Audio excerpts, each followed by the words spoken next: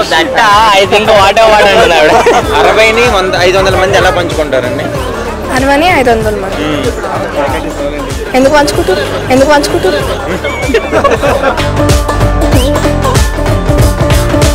Madam hi madam, ఒక funny and logical question చెప్తారా?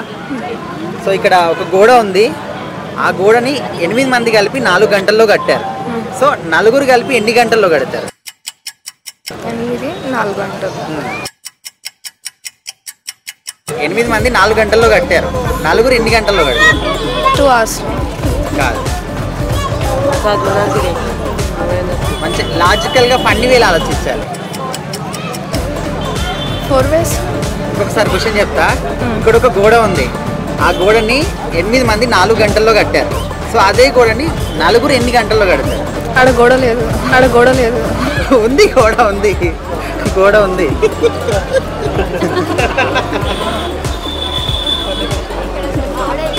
ఓడిపోయారా? ఒప్పుకుంటారా ఓడిపోయారని? మరి చెప్పండి. ఓకే, ఆలోచించు. ఇంకోసారి అడగాల క్వశ్చన్. ఇక్కడ గోడ ఉంది, 8 మంది 4 గంటల్లో కట్టారు, అదే గోడని నలుగురు ఎన్ని గంటల్లో కడతారు? హింట్ లేదా? హింట్ అంటే ఆల్రెడీ ఇక్కడ గోడ ఉంది, అదే హింట్. అంతకన్నా గోడ లేదు కదా. ఉంది గోడ, ఇక్కడ గోడ లేదు, బట్ ఉందని ఊహించుకోండి. ఓడిపోయిన ఒప్పుకుంటే నేను చెప్తాను సార్. చెప్పండి. ఆల్రెడీ కట్టేశారు కదా, నెక్స్ట్ మెంబర్స్ మళ్ళీ కట్టారు. ఇక్కడ జస్ట్ ఊహించుకోవాలి.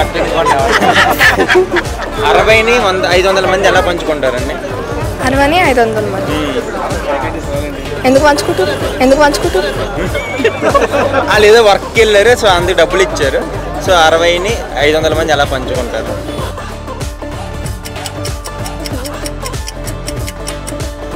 ఆలోచిస్తున్నారా? ఇంకోసారి చెప్పనా? క్లారిటీ కదా క్వశ్చన్.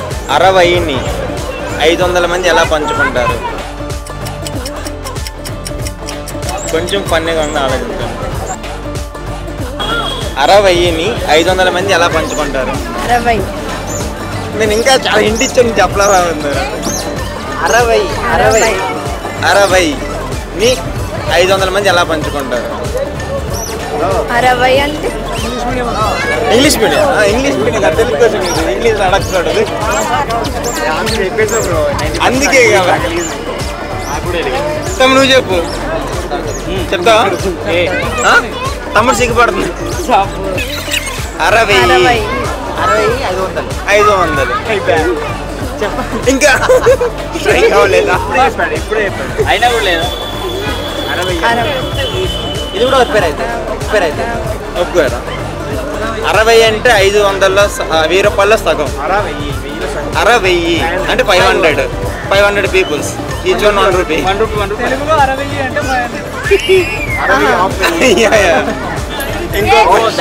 I think what